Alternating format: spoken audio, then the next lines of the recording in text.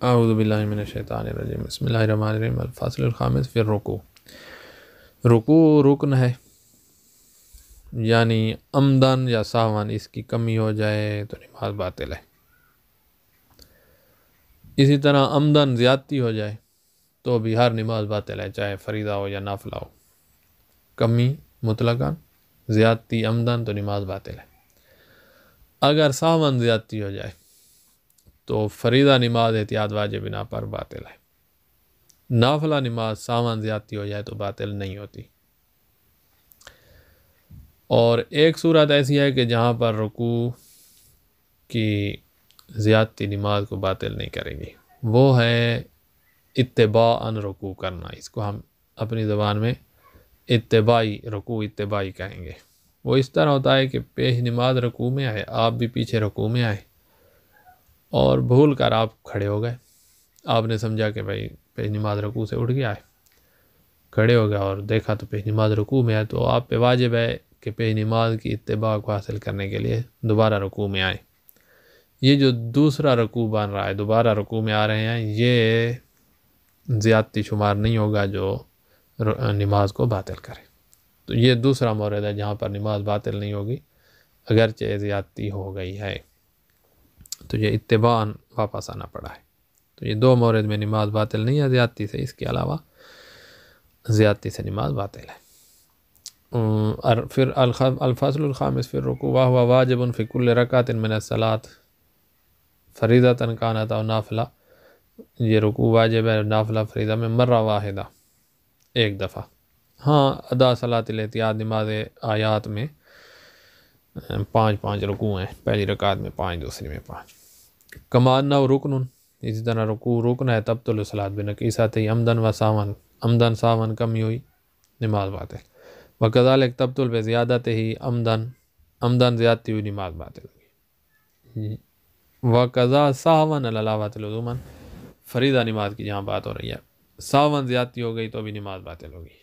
ادا صلاۃ الجماعت فإنہ لا تبطل بزیادت للمتابعہ، یہ وہ دو مورد لکھ رہے ہیں کہ ان دو موردوں میں نماز باطل نہیں ہوگی، کہ جماعت میں ہیں رکوع کی زیادتی متابعت کی وجہ سے ہو یا اتباعی زیادتی ہے، تو یہاں نماز باطل نہیں ہے۔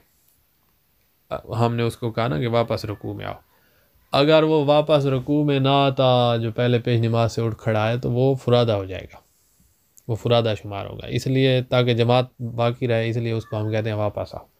تو نماز پیش نماز رکوع کی حالت میں آئے، وہ واپس آ گیا ہے تو اس کی نماز بھی بچ گئی ہے، جماعت بھی بچ گئی ہے۔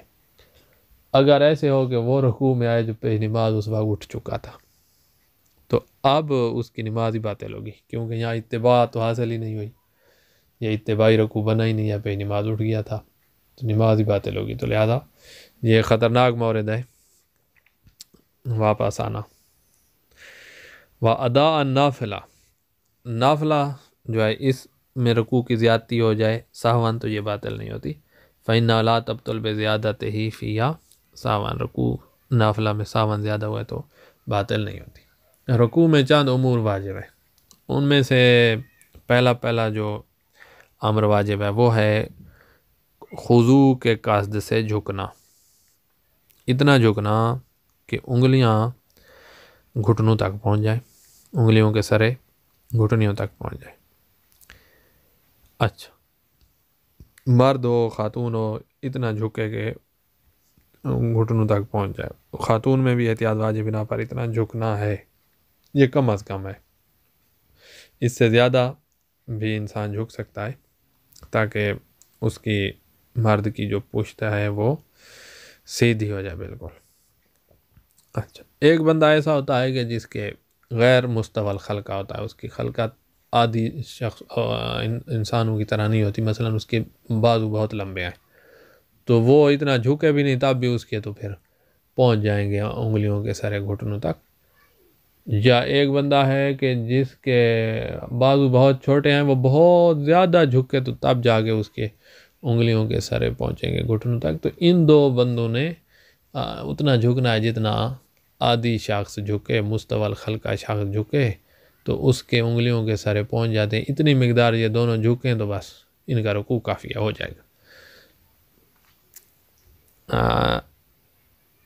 اور جو مستوال خلقہ ہیں وہ کوئی شخص لمبا ہوتا ہے، کوئی کوتا ہوتا ہے، اس کی قد اتنی لمبی نہیں ہوتی، تو ان کا ایک ہی حکم ہے کہ ہر ایک کے اپنے بازو، اپنے گھٹنے، اپنے انگلیوں کے سرے وہ اتنے تک پہنچیں تو مستوال کا رکوع ہو جاتا ہے۔ الاول یاجب فی الرکوع امور الاول الانحناء بقصد الرکوع قدر ما تصل اطراف الاصابع الی رکبتین، اتنا جھکے کہ انگلیوں کے سارے گھٹنوں تک پہنچ جائے۔ ھذا فی الرجل، یہ مرد میں آئے۔ وکذا الحکم فی المرأۃ علاوۃ لزوما، خاتون میں بھی احتیاط لازمہ پر یہی حکم ہے کہ اتنا جھکے کہ گھٹنوں تک انگلیوں کے سرے پہنچ جائے۔ اب غیر مستوی الخلقہ لطول الجدین او قصرہما، لمبے ہیں ہاتھ، بازو لمبے ہیں یا چھوٹے ہیں، یہ والا بندہ یرجع الی المتعارف، یہ متعارف کی طرف رجوع کرے گا کہ متعارف لوگوں میں کتنا جھکنا ہے کہ ان کے ہاتھ گھٹنوں تک پہنچ جاتے ہیں، تو اس کی طرف رجوع کرے گا۔ ولا باس باختلاف افراد مستوی الخلقہ، مستوی الخلقہ لوگ جو ہیں ان میں اختلاف ہے، یعنی مختلف ہیں، کہ کوتا ہیں، کچھ لمبے ہیں مثلا۔ فإن لکل حکم نفس، ہر ایک کا اپنا حکم ہے، ہر ایک نے اپنی انگلیاں کے سارے گھٹنوں تک پہنچانے ہیں، اس سے رکوع ہو جائے گا۔ اچھا، رکوع میں اور جو چیز واجب ہے دوسری وہ ہے کیا متصل برکوع۔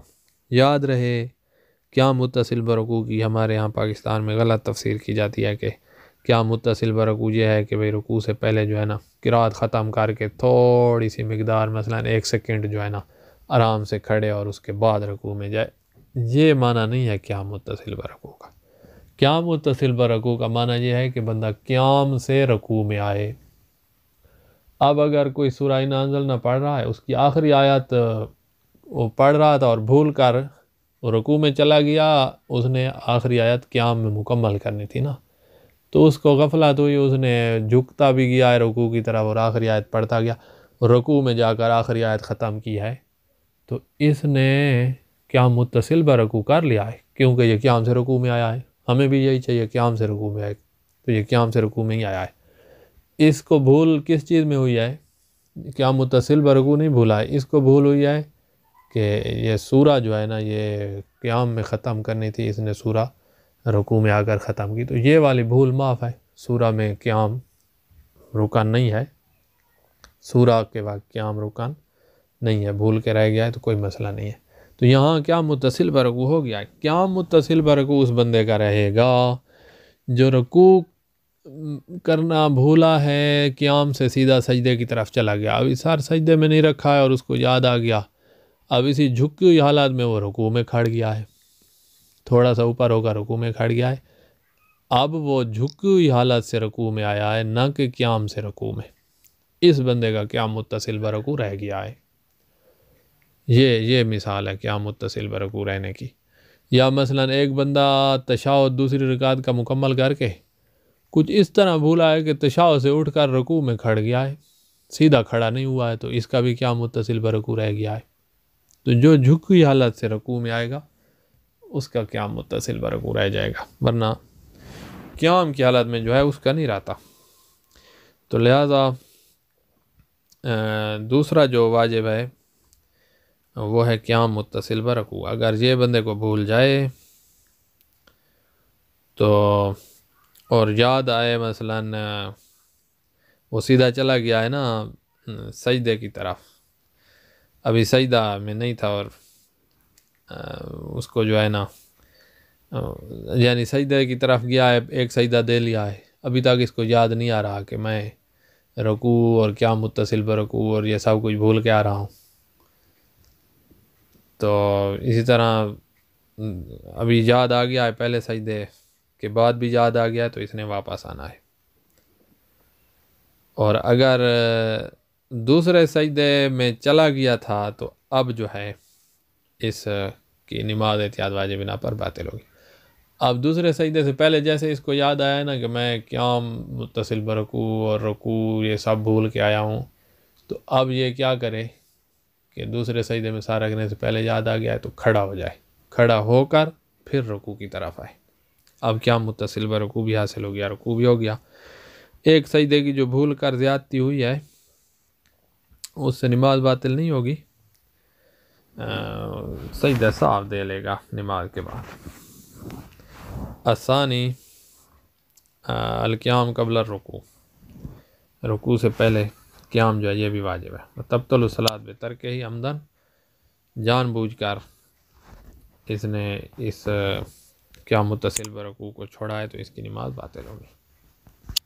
وَإِذَا تَرَكَهُ سَهْوًا، ساون رہ گیا ہے، فَإِن لَمْ يَتَذَكَّرْهُ حَتَّى دَخَلَ فِي السَّجْدَةِ الثَّانِيَةِ، اس کو یاد نہیں آیا اور دوسرے یہ جو اس کو بھولا ہے اس کو رکوع بھی بھول گیا ہے، ایسے نہیں کہ رکوع کیے جا رہا ہے، کیونکہ رکوع میں جاتا ہے قیام سے تو پھر تو قیام متصل برکوع حاصل ہو گیا ہے، یہ قیام سے سیدھا سجدے میں گیا ہے ساون، اس کو یاد نہیں آیا حتیٰ کہ دوسرے سجدے میں داخل ہو گیا تو باطل الصلاۃ علاوۃ لزوما، اب یہ واپس آئے بھی صحیح تب بھی اس کی نماز باطل ہے احتیاط لازم کی بنا پر۔ دوسرے سجدے میں سار جیسے رکھا ہے، چاہے ابھی ذکر شروع نہ کیا ہو، دوسرا سجدہ بن جاتا ہے سار رکھنے سے، اگرچہ ابھی ہاتھ مثلا اس نے نہ رکھے ہوں یا پاؤں کے انگوٹھے نہ لگائے ہوں، سار پیشانی لگ گئی ہے سجدے کا تو یہ سجدہ بن گیا ہے، تو اس کی نماز احتیاط لازم بنا پر باطل ہے۔ وَإِن تَذَكَّرَهُ قَبْلَ ذَلِكَ، دوسرے سجدہ میں سار رکھنے سے پہلے یاد آیا تو یاجب علیہ القیام، قیام واجب ہے، کھڑا ہو جائے، ثم الرکوع، پھر قیام سے رکوع میں آئے، وَتَصِحُ صلاۃ، اس کی نماز صحیح ہے۔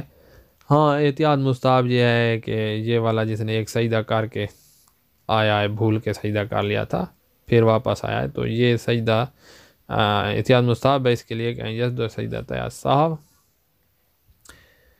یہ دو سجدے سہو کے دے گا نماز کے بعد۔ اذا کان تذکرہ بعد الدخول فی السجدہ الاولی، پہلے سجدہ میں سر رکھنے کے بعد یاد آیا ہے کہ بھئی رکوع بھول کے آیا ہوں تو اب یہ اٹھے گا اور کیا متصل برکوع کر کے رکوع کرے گا۔ اسی طرح دوسرے سجدہ میں سر رکھنے سے پہلے جب بھی یاد آ جائے یہی بات ہے، سجدہ صاف دے گا۔ یہ ہو گئے دو واجب۔ تیسرا واجب جو رکوع میں ہے وہ ہے ذکر۔ ذکر میں اتنا کافی ہے، ایک دفعہ سبحان ربی العظیم و بحمدہ اتنا پڑھ لیا یہ کافی ہے، یا 3 دفعہ سبحان اللہ کہہ دیا یہ بھی کافی ہے، بلکہ کہہ رہے ہیں مطلق ذکر سبحان اللہ کے علاوہ الحمدللہ یا اللہ اکبر یا لا الہ الا اللہ، یہ مطلق ذکر بھی کافی ہے، اگرچہ بہتر وہی ہے تسبیح سبحان اللہ یا سبحان ربی العظیم، بہتر وہی ہے لیکن یہ والا ذکر بھی کافی ہے۔ اچھا اگر کوئی یہی والا کرے، اللہ اکبر کہے یا الحمدللہ کہے یا لا الہ الا اللہ، تو احتیاط واجب یہ ہے، احتیاط لازم یہ ہے کہ یہ والا ذکر 3 دفعہ کرے، اتنا ذکر کرے جتنا وہ سبحان اللہ 3 دفعہ ہوتا ہے اتنا کرے۔ اچھا یہ یہاں ختم، پھر فرما رہے ہیں کہ تسبیح کبریٰ جو ہے سبحان ربی العظیم اور اس کے ساتھ سبحان اللہ 3 دفعہ یہ جمع بھی کر سکتا ہے، اور یہ بھی ہو سکتا ہے ان کو بھی جمع کر سکتا ہے، اور سبحان ربی العظیم کے ساتھ ساتھ اللہ اکبر کو 3 دفعہ یا لا الہ الا اللہ کو 3 دفعہ بھی جمع کر سکتا ہے۔ بس یہ جو ذکر ہیں ان میں عربی شرط ہے، موالات بھی شرط ہے، حروف کا مخارج سے نکلنا بھی شرط ہے۔ یہ جو سمجھا ہوا ہے بعض نے کہ قرات میں صرف الحمد اور سورت میں جو ہے نا بندے کی مخارج صحیح ہوں، یعنی قرات میں مخارج صحیح ہوں، صرف وہیں نہیں ہے یہاں بھی ہے، یہ بھی واجب ذکر ہے، تو لہذا قرات میں بھی بندے کے مخارج صحیح ہوں اور واجب ذکر اور جتنے ہیں ان میں بھی مخارج صحیح ہوں۔ اچھا اور زبر زیر پیش ان کا بھی خیال رکھے صحیح ادا ہو۔ الثالث الذکر، تیسرا واجب ذکر ہے، وَيُزِمِنُ سبحان ربی العظیم و بحمدہ او سبحان اللہ ثلاثاً، یہ کافی ہے۔ بل یجزی مطلق و ذکر من تحمید الحمدللہ کہنا، تکبیر اللہ اکبر کہنا، تعلیل لا الہ الا اللہ کہنا، وناویہ لا حول ولا قوۃ الا باللہ، یہ بھی اللہ کا ذکر ہے، یہ کہنا یہ بھی کافی ہے۔ وَإِنْ كَانَ الْأَوْلَى الْأَوْلَى اختیار التسبیح، تسبیح بہتر ہے سبحان اللہ۔ ولا اختار غیر التسبیح تو فلاوت لزوما ان یکون بقدر 3 صغریات، تو پھر آپ کا اور جو کوئی ذکر ہے وہ اتنا ہو جتنا 3 دفعہ سبحان اللہ ہے اتنا ہو، مثلا الحمدللہ اس کے بھی 2 لفظ ہیں سبحان اللہ کی طرف، تو یہ پھر 3 دفعہ کہو تاکہ اس جتنا ہو جائے، اللہ اکبر 3 دفعہ کہو۔ وَيَجُوزُ الْجَمْعُ بَيْنَ التَّسْبِيحِ الْكُبْرَى و 3 صغریات، تسبیح کبریٰ اور 3 دفعہ سبحان اللہ سبحان ربی العظیم ان میں جم کیا جا سکتا ہے، دونوں انجام دیتے۔ وقضا بینہما و بین غیرہما، یہ دونوں بھی کہہ دیے ہیں سبحان ربی العظیم اور سبحان اللہ 3 دفعہ، اور اس کے ساتھ ساتھ اللہ اکبر بھی 3 دفعہ کہہ سکتا ہے۔ وَيُشْتَرَطْ فِي ذکر، ذکر میں یہ شرائط ہے، نمبر 1 عربی میں ہو، موالات ہو، فاصلہ نہ ہو، جتنا فاصلہ موالات کو ختم کرے گا، حروف کو ادا کرے ان کے مخارج سے، وعدم المخالفہ فی الحرکات الإعرابیہ والبناء، یہ حرکات جو ہیں زبر زیر پیش مورب کی ہوں یا مبنی کسی اسم فعل حرف کی ہوں، ان کا بھی خیال رکھے وہ غلط نہ ہو۔ اچھا، چوتھا جو واجب ہے رکوع میں وہ ہے ٹھہرنا۔ اتنی مقدار، ایک ہے ٹھہرنا، ایک ہے سکون، یہ سکون آگے آ رہا ہے۔ ٹھہرنا یہ ہے کہ بھئی جتنی مقدار میں واجب ذکر ادا ہوتا ہے اتنی مقدار، یہ مقدار ٹھہر کر انجام دے۔ اگر کوئی رکوع میں جاتے وقت شروع کرے اور اٹھتے وقت اس کا ذکر ختم ہو، یہ جاتے وقت سے شروع ہوا ہے پھر وہاں پہنچا ہے جیسے فوراً اٹھا ہے اور یہ اٹھتا آ رہا ہے اور ذکر بھی جہاں ختم ہوا ہے، تو یہ کام غلط ہے۔ اس طرح جس نے جان بوجھ کے کیا اس کی نماز باطل ہوگی۔ تو مکس واجب ہے، ہاں ہے واجب ذکری، اگر کوئی بھول کر مکس نہیں کر سکا، ٹھہرا نہیں ہے، آتے جاتے اس نے ذکر پڑھ دیا ہے رکوع میں آتے جاتے، تو یہ جو بھول کر رہ گیا ہے تو یہ نماز باطل نہیں ہوگی، کیونکہ یہ واجب ذکری ہے۔ یاد ہے تو واجب ہے، یاد نہیں ہے تو واجب بھی نہیں ہے۔ ذکری کا یہ معنی ہے یعنی یاد ہو تو، جس طرح وہ جار اور اخفات واجب ذکری ہوتے ہیں، اسی طرح یہ بھی واجب ذکری ہے۔ یہ ہو گیا مکس، ٹھہرنا۔ پھر ٹھہری ہوئی حالت میں بندہ ہل رہا ہوتا ہے، کہا وہ ہلنا بھی نہیں ہے، سکون اور طمانینت بھی ضروری ہے۔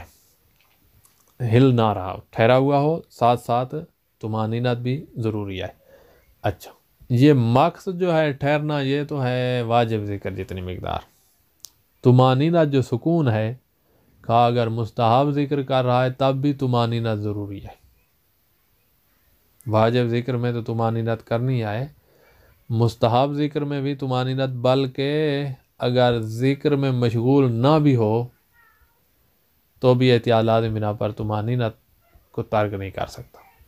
جان بوجھ کر جس نے طمانینت چھوڑی اس کی نماز بھی احتیاط لازم بنا پر باطل ہوگی۔ تو یہ طمانینت بھی واجب ذکری ہے، مارکس طمانینت دونوں واجب ذکری ہے، احتیاط واجب بنا پر ہے طمانینت۔ اچھا، لہذا اگر بھول کر مارکس رہ گیا نماز باطل نہیں ہوگی، طمانینت رہ گئی نماز باطل نہیں ہوگی۔ اسی طرح ایک بندہ طمانینت پر قادر نہیں ہے، غیر متمکن ہے، تو پھر اس سے بھی طمانینت ساقط ہے، اب اس کے لیے ممکن ہی نہیں ہے طمانینت، سکون ممکن ہی نہیں ہے ہلتی ہوئی حالت میں۔ اس کو مثلاً اس طرح کی مرض ہے کہ وہ کانپتا ہی رہتا ہے، تو اس کی ممکن ہی نہیں ہے، تو اس سے طمانینت ساقط ہے۔ الرابع المکس لاداء ذکر الواجب بمقدار ہی، جتنی مقدار واجب ذکر ادا ہوتا ہے اتنی مقدار ٹھہرنا واجب ہے۔ ٹھہرنا اور چیز ہے، سکون اور چیز ہے۔ کبھی بندہ ٹھہرا ہوا ہوتا ہے لیکن ہل رہا ہوتا ہے تو وہ طمانینت نہیں ہو رہی ہوتی، ورنہ مکس ہو گیا ہے۔ وقضا طمانینہ بھی واجب بانا استقرار البدن، بدن ہل نہ رہا ہو۔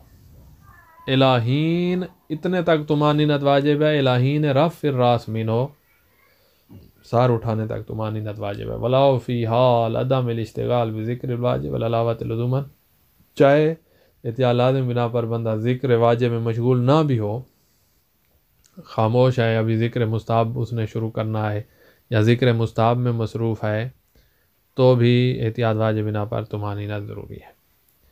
ولا یجوز الشروع فی الذکر قبل الوصول الی حد الرکوع، رکوع کی حد میں پہنچنے سے پہلے، یعنی ابھی انگلیوں کے سرے گھٹنوں تک نہیں پہنچے ہیں، تو وہ ذکر میں شروع نہ ہو، کیونکہ ذکر مکس کی حالت میں انجام دینا ہے، تو یہ شروع نہیں ہو سکتا جاتے وقت، بلکہ یہ بندہ تو رکوع میں داخل ہی نہیں ہوا ہے نا، ابھی تو جا رہا ہے، تو لہذا رکوع میں پہنچے، مکس اختیار کرے، پھر ذکر شروع کرے۔ اچھا، وَلَوْ تَرَكَ الْمَكْسَ فِي حَالِ الرُّكُوعِ سَهْوًا، ساون مکس رہ گیا ہے، بِأَنْ لَمْ يَبْقَ فِي حَدِّهِ بمقدار ذکر الواجب، واجب مقدار ذکر کی اتنی مقدار اس نے مقص اختیار نہیں کیا ہے تو ساون ہوا ہے تو نماز باطل نہیں ہوگی. رافع بمجرد رافع راسہ بمجرد الوصول الیہ، جیسے پہنچا فوراً سار اٹھا لیا ہے. تو ثم ذاکر بعد رفع راس، پھر سار اٹھانے کے بعد اس کو یاد آیا کہ میں نے تو مقص نہیں کیا ہے. چاہے ذکر واجب انجام دیا ہو، مقص نہیں کیا ہے تو بھول کر ہوا ہے، فظاہر سے یا تو صلاۃ ہی. ذکر واجب بھی انجام نہ دیا ہو تو وہ بھی واجب ذکری ہے، ذکر بھی بھول کے رہ گیا ہے تو نماز باطل نہیں ہوگی، رکوع ہو جائے گا. اچھا، وَإِنْ كَانَ الْعَوَةُ إِعَادَتُهَا، جس کا مقص رہ گیا ہے اس کی نماز صحیح ہے، سامان رہ گیا ہے. اگرچہ احتیاط مستحب یہ ہے، بہتر یہ ہے کہ نماز کا اعادہ کر لے.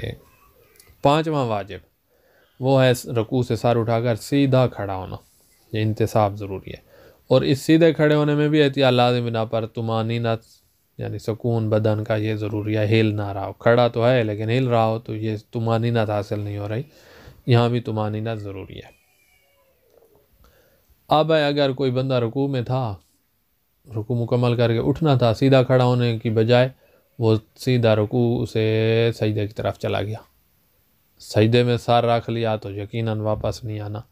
کہہ رہے ہیں کہ اگر سجدے میں سر نہیں بھی رکھا ہے نا تب بھی یہاں پر معافی ہے، بھول گیا ہے، اس کو یاد آیا ہے سجدے میں سر رکھنے سے پہلے، تب بھی واپس آنا قیام کے لیے، سامع اللہ لمن حمدہ والے قیام کے لیے واپس آنا واجب نہیں ہے.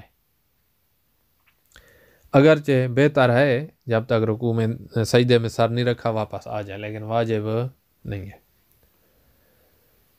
اچھا، الخامس رفع الراس منہ حتی ینتصب قائما، سر اٹھائے رکوع سے سیدھا کھڑا ہو جائے. وتجب الطمانینہ حال رفع الراس، جب حال القیام، قیام کی حالت میں طمانینت واجب ہے. العلاوۃ العظمی احتیاط لازم ملا. وَإِذَا نَسِیَ، بھول گیا اس قیام کو، حتی خرج عن حد الرکوع، رکوع کی حد سے نکل کر وہ پہنچ گیا ہے سجدے کی طرف، تو لم یلزمہ الرجوع، رجوع واجب نہیں ہے. وَإِنْ كَانَ ذَلِكَ عَوَدَ، اس سے احتیاط مستحب ہے کہ واپس آ جائے. مَا لَمْ يَدْخُلْ فِي السُّجُودِ، جب تک سجدہ میں نہیں رکھا ہے. یہ یہاں ختم. اگر کوئی بندہ طمانینت اختیار نہیں کر سکتا کسی مرض کی وجہ سے یا کوئی اور مشکل ہے، طمانینت آندھی چل رہی ہے جو بندے کو ہلا رہی ہے، تو اس صورت میں طمانینہ ساکت ہے، جیسے پیچھے بتایا ہے. وہ والی بھی ساکت ہے جو رکوع کی حالت میں ہوتی ہے، اور وہ والی طمانینت بھی ساکت ہے جو رکوع کے بعد والے قیام میں ہوتی ہے. مجبوری ہے. وَإِذَا لَمْ يَتَمَكَّنْ مِنَ الطُّمَانِینَةِ لِمَرَضٍ وَغَیرِهِ، ساکت ہے. مرض یا مرض کے علاوہ کوئی مشکل ہے جس کی وجہ سے طمانینت حاصل نہیں ہو رہی تو پھر طمانینہ ساکت ہے. وَقَضَاءَ الطُّمَانِینَۃَ حَالَ الرُّکُوعِ فَإِنَّهُ تَسْقُطُ لِمَا ذُکِرَ، کہا یہ قیام والی کی طمانینت بھی ساکت ہے اور رکوع میں جو ذکر کیا وہ بھی اس طرح کی مشکل میں ساکت ہے. آگے مسئلہ 638 کہ قہراً طمانینت ختم ہو جائے. یہ کھڑا تھا رکوع میں، کوئی بندہ ساتھ سے گزرا، اس نے اس کے اوپر لگ گیا اور ہلا دیا، تو جیسے طمانینت ختم ہوئی ہے تو احتیاط لازم جائے کہ ذکر کو روک لے، فوراً آگے ذکر نہ کرے. پھر جب طمانینت حاصل ہو جائے پھر ذکر شروع کر دے. لیکن اگر ساون ذکر کر دیا تو صحیح ہے، کوئی مسئلہ نہیں ہے. اس کے پاس عذر ہے نا، ساون ہو گیا ہے تو صاحب بھی ایک عذر ہے، تو ذکر اب وہ ہو گیا ہے، بس آگے بھی جا سکتا ہے. لیکن بہتر یہ ہے کہ دوبارہ ذکر پڑھ لے، طمانینت اختیار کر لے، ورنہ واجب نہیں ہے ذکر کا دوبارہ پڑھنا. تو طمانینت واجب ذکری ہے. اچھا، اگر کوئی بندہ جان بوجھ کر یہ طمانینت سکون جو ہے رکوع کی حالت میں اس کو جان بوجھ کر چھوڑے تو اس کی نماز احتیاط واجب بنا پر باطل ہوگی، کیونکہ طمانینت احتیاط لازم بنا پر واجب چیز ہے اور جان بوجھ کے یہ چھوڑ رہا ہے تو اس کی نماز بھی احتیاط واجب بنا پر باطل ہے. اذا تحرک، حرکت ہوئی ہے حال الرکوع بسبب کاری، سبب کاری ہے، آندھی چل پڑی یا بندے گزر رہے ہیں ڈھیر سارے اور اس کو ہلا رہے ہیں، تو فلا بد لزومن السکوت فی حال الحرکہ،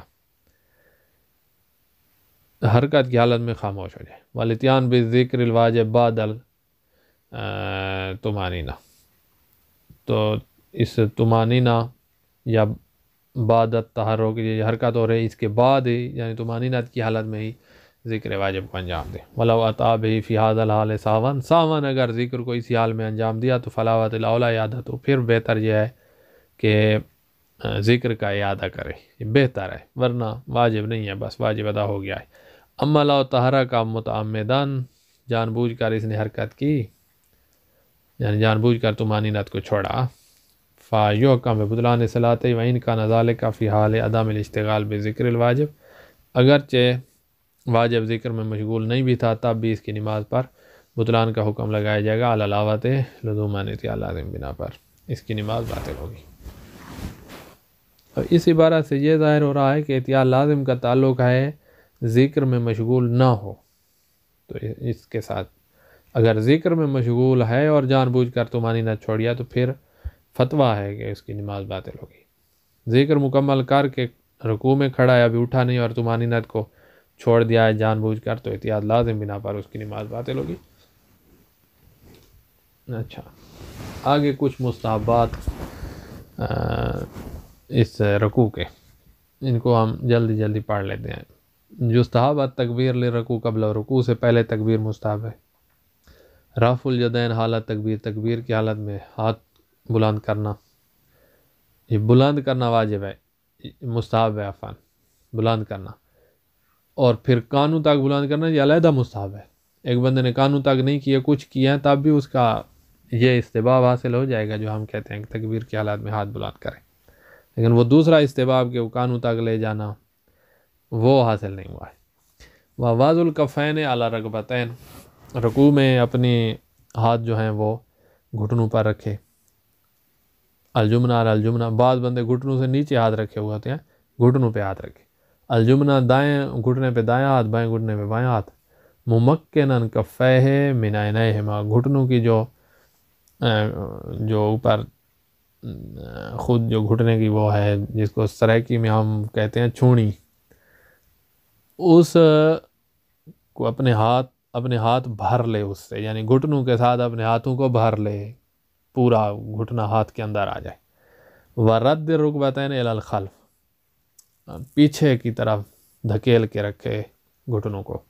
تسویۃ الظہر، پشت بالکل سیدھی ہو. مد العنق موازیاً للظہر، گردن لمبی کرے، نہ نیچے جھکائے ہوئے نہ اوپر اٹھائے ہوئے، پشت کے برابر رکھے. وہاں یکون نظرہ بین قدمیہ، دیکھ رہا ہو دونوں پیروں کے درمیان.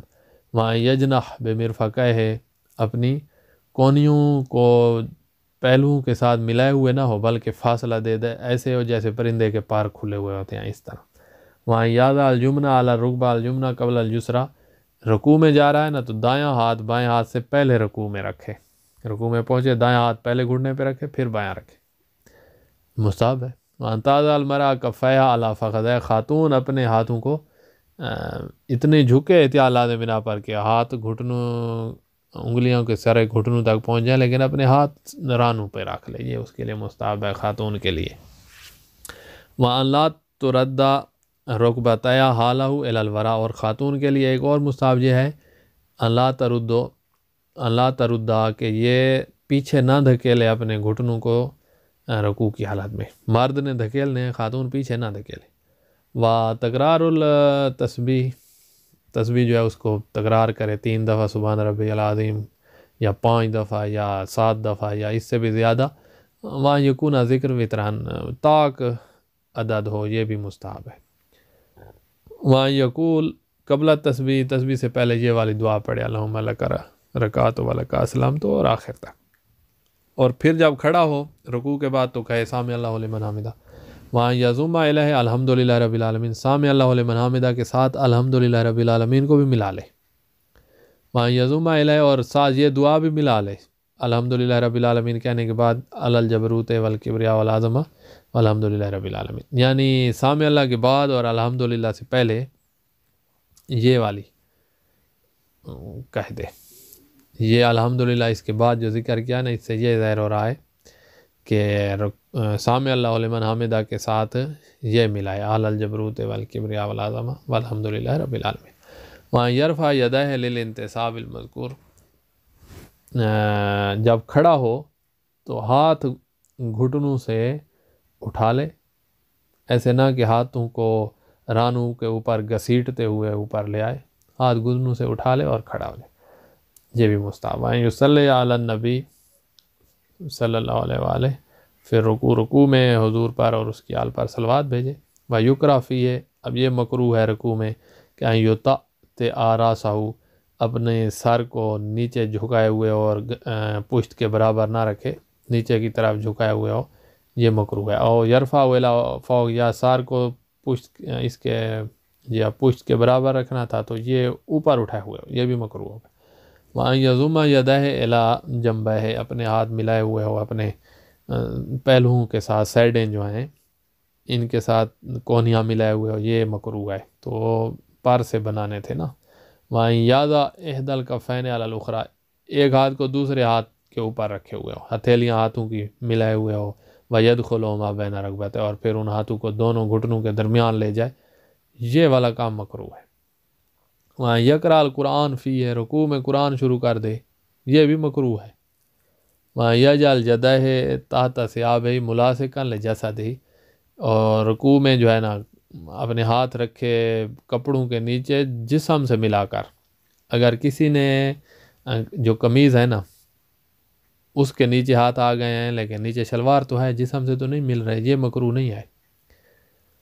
مکروہ یہ ہوگا کہ جلد کے ساتھ جلد مل رہی ہو اور کپڑوں کے نیچے ہم ہاتھ داخل کیے ہوئے ہوں، یہ مکروہ ہوگا۔ والحمد للہ رب العالمین۔